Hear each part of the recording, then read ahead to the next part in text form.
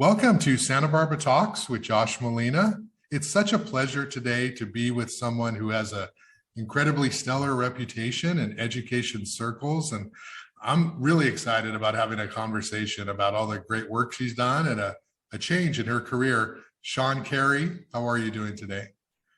Just fine, Josh. Thanks for having me. Thanks for those kind words. Thank you. I appreciate you taking time. You've recently transitioned into a new position, and this is good for me too to talk to you because, as you know, as a reporter, when I have spoken to you, it's usually quick and under pressure and under deadline, and you've got a million things to do, and I'm like, I need a quote by the end of the day, and that's just the nature of the journalism that I do, and it's just part of how it goes. So in this format, this is really cool because we're able to just have a good conversation and talk about what's going on. Shawn, you have recently left a position with Santa Barbara Unified School District as assistant superintendent of secondary education. And before that, you were principal at Dos Pueblos High School. And I'm not joking or just saying that because you're on the show.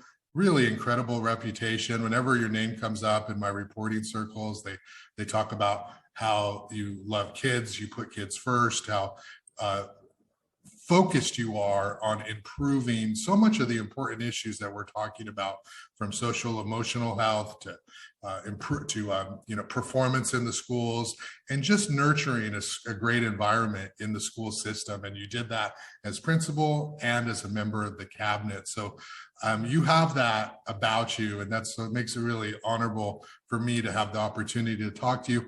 Let's talk though first. You left the district, you took a job at the Santa Barbara County Office of Education. Let's start there. Shawn, what happened? Why'd you leave? Fair enough.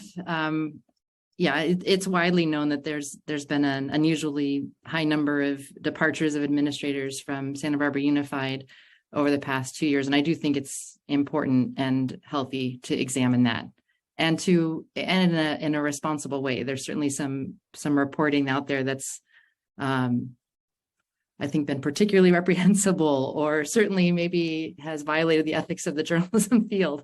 Yeah. Part of it is also, I think that it's widely known that there's been sweeping changes over the last couple of years. And many of those changes, I think it's important to say, most of them even are driven by a desire to improve outcomes for students and potentially, use some new approaches and strategies for that. Some of which I think have been sorely needed and are very welcome. And with a particular eye toward doing that for students who have been traditionally underserved. So my experience is that the vast majority of staff at Santa Barbara Unified are wholly behind, the changes that are of that nature. There also have been changes just in organizational culture and practice. And it became clear to me over time that those changes were just not so compatible with the practices that I've cultivated over time and in our local context. Those professional differences combined with just, some reflecting on what's best for the well-being of my family prompted me to pursue what really is a new growth opportunity for me at Santa Barbara County Education Office. Shawn, I want to ask you a couple of questions about your time in the district. You've spent 25 years plus in the district in multiple roles. Talk to me about what you enjoyed most about your time. What comes across to me immediately when I think about Santa Barbara Unified and my experience with it is a sense of community, and hands down. And even as I say that, I want to talk about the fact that my understanding of what that means has really changed, and I would say expanded and become more complex over time. I first started working in Santa Barbara Unified Schools in 1996 as a paraeducator, a classified staff member at Santa Barbara High School. I went on to be a student teacher at Santa Barbara Junior High and San Marcos High School. And then, of course, at Dos Pueblos High School, I had the good fortune to student teach with the incomparable Elena Oliveira. And then I was ultimately hired there as a teacher in 1998. And every one of those early experiences with those different Santa Barbara secondary schools, I encountered people who were very positive and who were very clearly connected in a common concern about students and care for students. So that was, just something that immediately was really attractive to me about, I think just about schools in general, but I think uniquely true in Santa Barbara Unified, with the sense of community running as deep as it does here. And then at the same time, it was hard for me not to notice, groups, individuals of groups, or groups of people that we might say or have said, we're sort of more in the margins, at least in the margins as I saw them from how school personnel would talk about or refer to a school community. And I mean students and families, and even also staff members who maybe didn't fit a certain image or definition of what it meant to be part of the school community. And so I've really just most enjoyed over these couple decades and then some, just being able to participate in and hopefully contribute to this ever expanding idea of what community is and means. And it plays out, in all these ways. It plays out at the level of the classroom, but also school-wide or across the whole district. And it plays out in academic spaces and extracurricular spaces, but it also plays out in policies like attendance policies and communication practices, also in hallways and bathrooms and parking lots. It's just everywhere in big and small ways and in overt and subtle ways. So we have to be continually examining who belongs, who, really has a seat at the table. And I feel like schools, more than any other place, must welcome everyone and make sure that they have that sense of both welcome and, I'm even going to say, radical welcome and belonging. I don't think we've arrived, but I see us strenuously working on that in Santa Barbara Unified, and that's the part I've enjoyed seeing the most. That's great. It's hard to summarize probably when you look at the totality of everything you've been involved, but are there specific accomplishments that you can point to that took place during your tenure? I know that DP has been Dos Pueblos has been pretty progressive in terms of some of its policies while you were there. Mm-hmm. What are some of the accomplishments that you can point to specifically? I think some of the ones I would highlight that connect to that last point have to do with our practices around parent engagement. I really want to give credit to Linda Guareña, to United Parents, Padres Unidos, also SAL, and their parent education programming, but also just approaches. So things like language access. One of the real hallmarks of Santa Barbara Unified is just their exemplary practices around language access. So interpretation and translation of meetings and documents. And really DP was the model for that. And then it was a model that was brought to scale district wide because of, thanks to the folks I've already, credited with that. And that has to do with not just, having interpretation translation, but really, really how that's executed.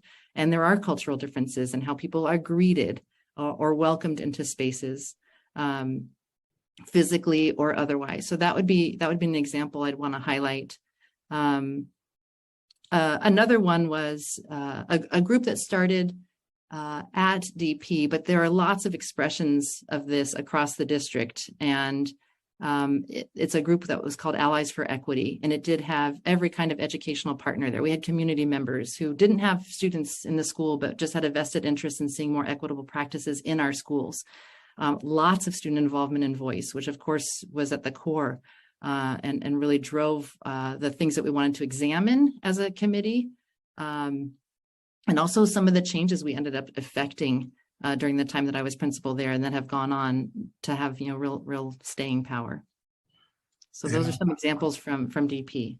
I would imagine that when you go into education, you're doing it because you want to be close to on the ground kids' success, their development, their learning. Of course, you started as a teacher, and that's what happens. You keep getting promoted, and all of a sudden you're in the cabinet and you're still doing the same work, but from different angles. And so, can you talk to me a little bit about the differences between being on site on a campus and having that school community versus the really important district-wide work you're doing as a member of the cabinet and how you were able to sort of transition or balance or just sort of adjust to all that.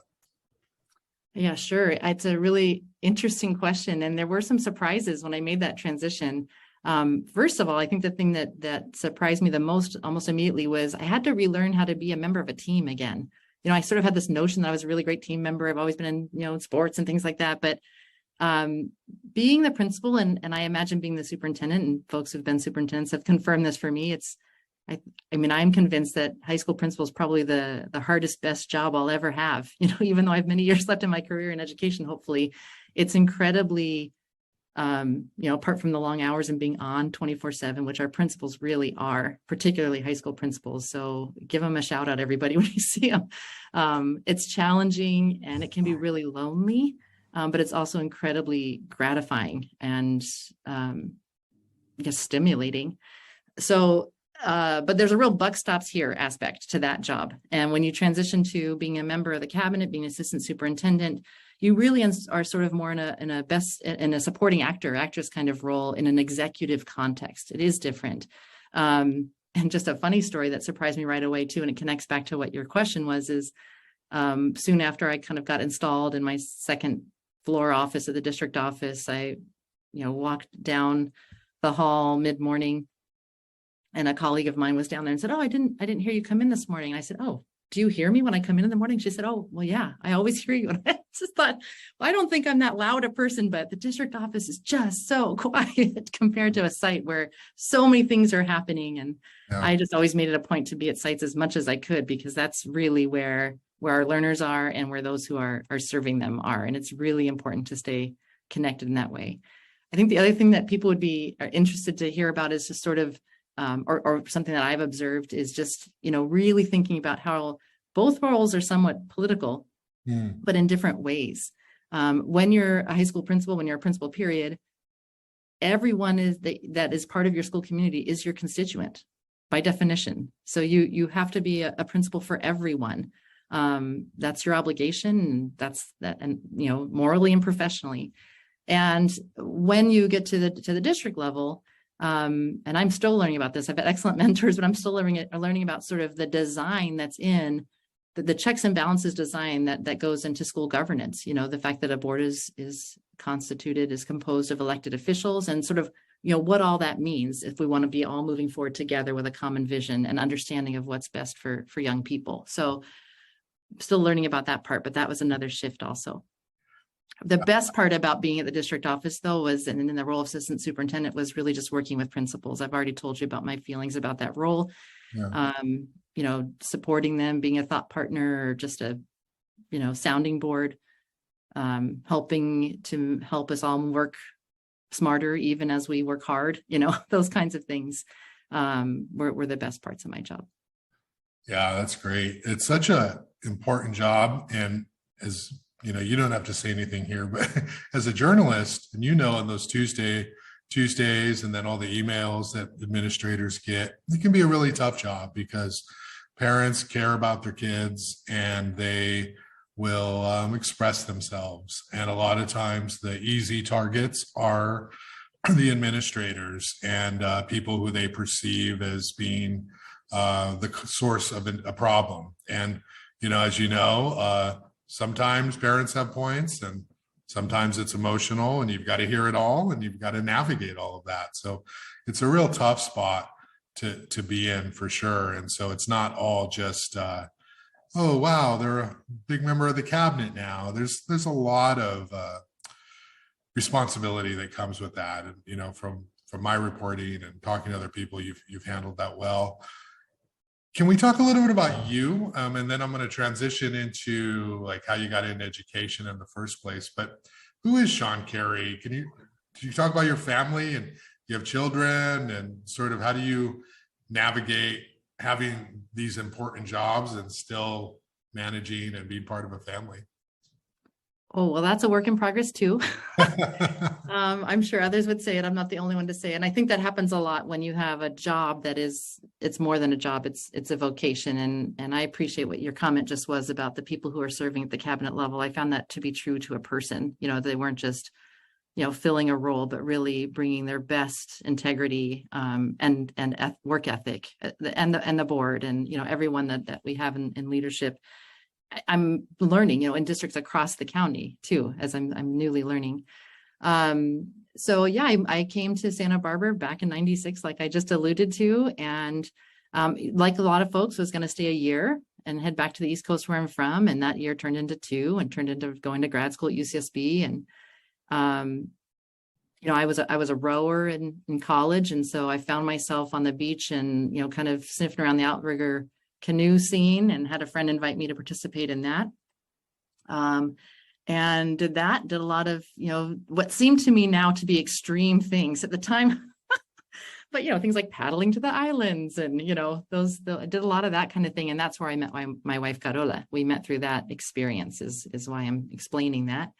And so we have been really fortunate, I think, to just have a lot of supporters and champions. I mean, being a member of the LGBT community, and my whole family is a member of that community, is not without its even significant challenges sometimes. But we feel really fortunate to live in a place where we feel like we can do that in community, and in a way that we can be open and honest with ourselves and the community, and in our professional lives.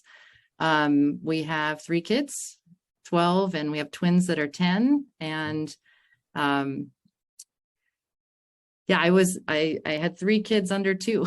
In the first 2 years I was a high school principal, and I just thought, I remember thinking at that time, since you asked about work-life balance, I really want to be part of reimagining the world such that it's the world where somebody who's a high school principal can be a mom, and somebody who's a mom can think that they can be a high school principal, because I didn't see a lot of examples of that, and I still don't see a ton of examples of that, although they're out there. And I hope I help move the needle in terms of just, that being a proof of concept, the fact that can happen. And I don't regret that, but I would be remiss not to say that it came with its tolls. It took a toll, right? There's trade-offs to all of those decisions, and at every juncture along the way, I think that's what I've tried to become wiser and wiser about, is to really understand, how to be your best self personally, so that you can be your best self professionally. And when there's a lot of overlap between those two things, that can get a little tricky, but it can also bring a lot of fulfillment if you get better and better at that over time, which is what I'm always trying to do. Yeah. Well, so you're a rower, so you're an athlete. That's hard work, especially you're paddling out to the islands. That's early work too. It's early work. It's not for those who like to sleep in. Yeah. So yeah, that's really impressive. So you have twins. So sleep schedules and all of that.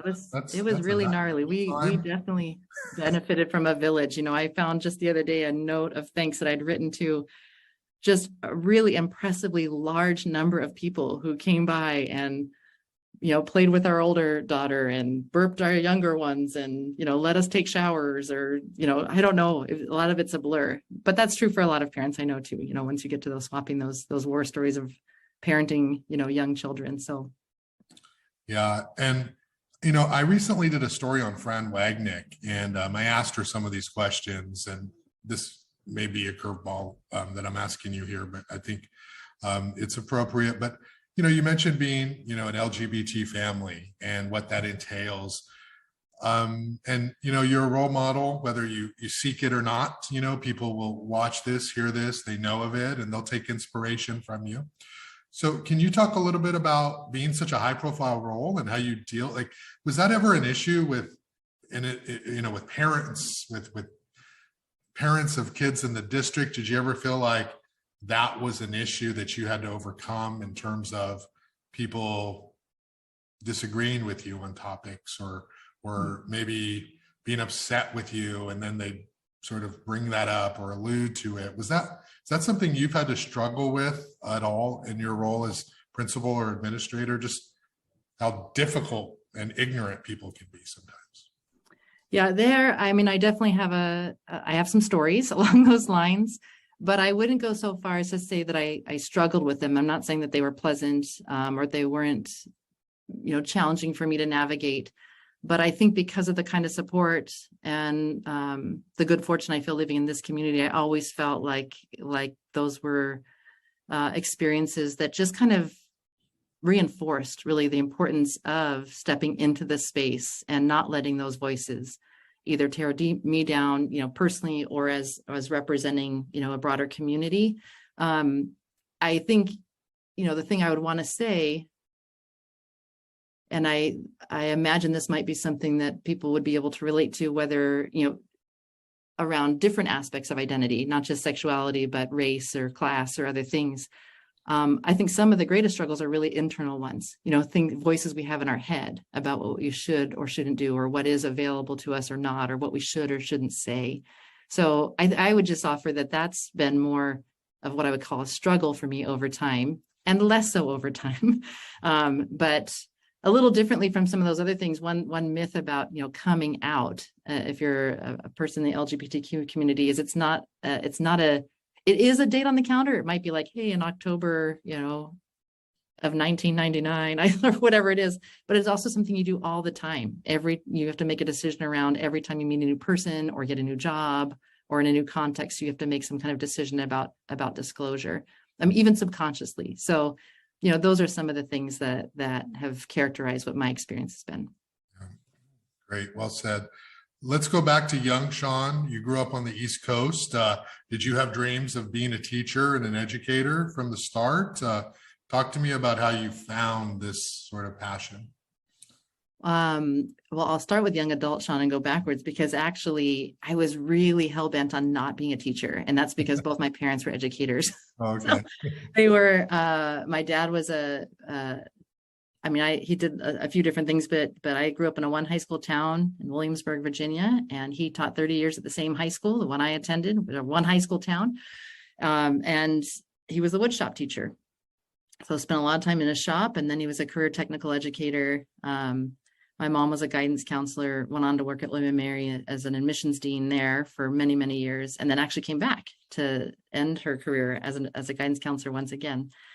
And I come from, a lot of my extended family is in education also. So when I first graduated college, I was going to be a diplomat and work for the Foreign Service. And, I had some experiences abroad at that point in college. And I think the first line of my application to the teacher education program at UCSB was, I've spent most of my life trying not to be in education, but I found myself before I knew it, looking up in the classifieds. That's how you got a job then. Oh, they need help at Santa Barbara High. Oh, they need educators. Oh, they need someone with bilingual skills. Oh, I'll just do that while I get my credential. It's good to have in my back pocket. So I just sort of, kept finding myself just drawn to not just education and young people and students at the core, but really the system that is public education. And I think that goes back to, younger Shawn and the place that I'm from, which is, a place that some people know from sixth grade field trips or other kinds of just, visiting as a tourist maybe. But where my house was situated was pretty equidistant between some of the first meetings of the Continental Congress, where forefathers, articulated their Enlightenment ideals about what it meant for everybody to have their inalienable rights of freedom. And, 10 minutes down the road this way, where we forcibly removed Native Americans and brought the first enslaved Africans to our shores.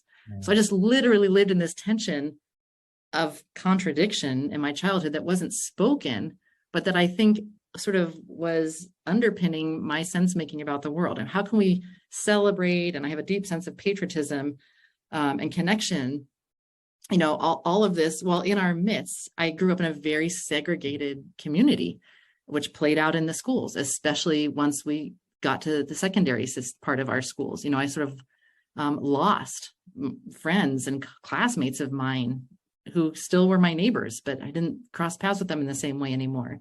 And so that just always was something just, something that I'm still grappling with today. I would say that I just kept being part of the call back to the system that is public education. So I know people say maybe it's a little trite to say that public education is the cornerstone of our democracy. And I say that all the time, and I really believe that. But for me, it's really deeply personal because of this just very contradictory experience I had as a child growing up. And I speaking of my parents, I watched them try to rectify and reconcile that in their own in their personal life and in their professional life, and to make a difference in that way and to succeed with that. But it's hard work that's going to take people of color and white people, and we're not anywhere close to being done with that work. Yeah. And you said you went to UCSB for grad school. Is that Mm-hmm. correct? And so was it that UCSB just had the program that you wanted, or what brought you to Santa Barbara, the beach? You came here, fell in love like so many people, or Yeah, can you talk about that? sure. It was kind of a whim, really. I'd graduated from college and I had a teaching fellowship in Brazil. My major was Latin American studies, so I spoke and speak Spanish. And at that time, I actually spoke pretty good Portuguese as well. But it fell through. They had an economic collapse. I was going to teach at the American School in Rio. And so then I just was kind of in Williamsburg. I had played the harpsichord. My brother was in the fife and drum corps. And so I was just looking at a year of living in Williamsburg. Or I had a friend driving west to do outdoor ed, because that's something that we didn't have in Virginia, but you have here, the sixth graders who go to camp and different places. And I just asked if I could hitch a ride, and he dropped me off at the Chevron on Coast Village Road. And I thought that was Santa Barbara. It was pretty sight unseen. So I had a friend here that I'd met abroad in Chile. We had studied abroad in Chile, and she was like, you should come out to Santa Barbara. You'd love it here. You'd save money, work and save money. So that's what I did. And then, yeah, I already explained the rest, how it just kind of turned into one thing after another from there, and couldn't find myself leaving. Although I have this funny story where when it seemed like I was finally staying enough for my dad to drive out an upright piano that was, cluttering up their living room. And he made this cross-country trip, and we're, all my ex-friends that helped me move the piano into a house, right? Because it's such a grueling task.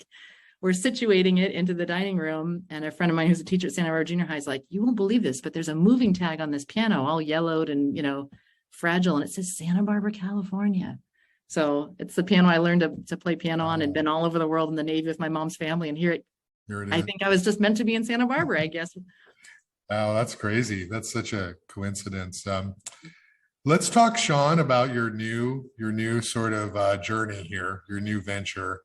When I found out that you were not going to be at the district anymore, it was a shocker, because you were somebody who, you sort of think someday she's going to be the superintendent, So I know that there's a lot of reasons why you left, and there's a lot of reasons why a lot of people left the district.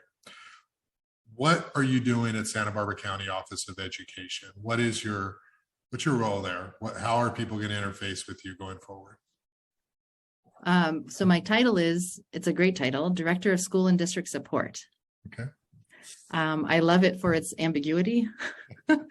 And I love it for its what promised to be, I think, a lot of flexibility. Because I want to be very mindful of the fact that I'm very new on this team, and it's clearly a team of very competent and varied folks who have varied backgrounds and skill sets, and with a lot of expertise. So here I am sort of representing our division and the county office as a very, very new member of the team, who's been very welcoming to me. But a really important, I would just say, precept that I've picked up on already is, meeting schools and districts where they are. And that's how support has to work. And we're in this incredibly complex context of public education in the state of California, which is always figuring itself out, and which is absolutely driven by this idea that educators know best and localities know best. But then it's tempered by this need for accountability and compliance. And I think that's where I'm picking up early on sort of the value, among many things, but at least in my role here at the county office, I think one of the things that is really, really an asset and a resource for folks is just kind of bridging those things, sort of what we want to be doing in education with what we have to do to be able to do what we want to do. And so there's 20 different districts in the county and 10 charter schools. And I'm just learning a lot. I'm learning a lot already about how differently, there's school districts that don't even have triple digit numbers of students. And then there's really large ones with 17,000, all in elementary school. So we have to be able to provide services and resources for school districts and schools of all shapes and sizes. And that's a really neat part of the job for me, having just explained sort of what's always been attractive to me about understanding how education works and what I believe its potential to be and making a difference for the way our society operates. It feels sort of like when you do a jigsaw puzzle and you can kind of really see one part of it really well. Like when I'm a classroom teacher and I've really, let's say it's like a farm scene. I've really got the barnyard down. Like I know where all the pigs and sheep go or whatever, but somebody over here, or I go to be a principal and I'm working on the barn. Now I see the structure, and then you go to the district, oh, the farmhouse and what goes on in the kitchen. And I'm just sort of seeing the whole, picture come into focus of the way the system of education works. I think that's really valuable for me. I'm not yet 50. I have a lot of years left. I don't plan to leave this beautiful community. You've been hearing how much I'm in love with it. So don't count me out. Maybe one day I'll be back at a district office, and I know I'll be wherever I am. And even if it's here over the years and remaining my career, I'll be wiser and better for having had this experience. Yeah, that's well said. You are learning, and that's a good example, right? Sometimes in life, sometimes in our careers, we have to learn new jobs. We have to take different jobs. We have to go in a different direction. And maybe we go back to where we were later when the culture changes. You never know where things are gonna wind up. But from everybody who has talked to me about your new position, they're super excited about what you're gonna do in that new role. So that's really exciting. Shawn, this has been a really good conversation. It's been such a pleasure to be able to talk to you in this format. And I look forward to more conversations in my reporting on all the stuff you're working on in your new role. I kind of want to end, though, with just sort of giving you a little bit of a space, a platform to talk about the issue that you've worked on, that so many of the administrators and teachers have been working on. We're at this time of greater awareness of the importance of social emotional health, inclusion, diversity. Students need to feel safe before they can learn. And I think that when people talk about teach them math, teach them English, and yes, I'm impersonating people, I shouldn't, but when they do that, for some people, yes, they're ready to walk into the classroom and focus on that. But for so many students, there's so much going on in their other part of their lives that it's not that transition. It's something where they need to be able to feel like they're going to be heard in the classroom, that the way they learn is going to be responded to. It's not just one way of dealing with students. So can you talk about your views, your thoughts, your advice on how we continue to help all students feel included on all of our campuses throughout Santa Barbara County, feel included so that they can show how amazing they are and we can get the most out of every one of our students?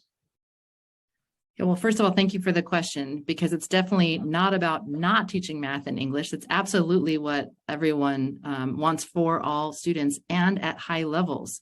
I have a quote up here on my wall that's about making sure that our system is continuing to realize its promise of being the great equalizer instead of what it seems like it's happening sometimes, which is to continue to be the great stratifier.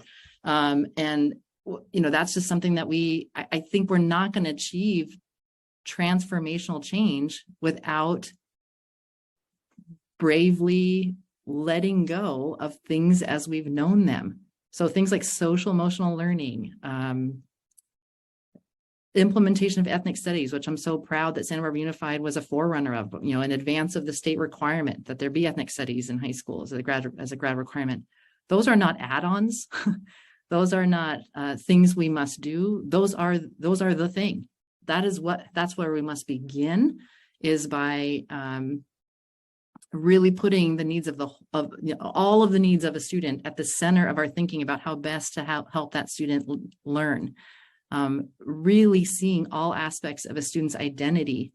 And if we don't understand all aspects of a student's identity, pausing and making sure that we build bridges toward that. Because if students are not fully present in the form of being fully seen, fully valued, experiencing a sense of belonging, their learning is curtailed, their learning is limited. So it's not about doing these initiatives that we hear so much about in the news and in school districts across our country, even as new or add-on things. It's about making them the thing and really doing a paradigm shift there if we want to see different outcomes, if we really want to see transformation. And it means that people of privilege or in the dominant culture, or people who've had experience and have benefited from the system as it's been, and that includes me, I'm very aware of that, although I sometimes forget and need to be reminding myself or asking others to help me to be reminded. That's part of how bias works.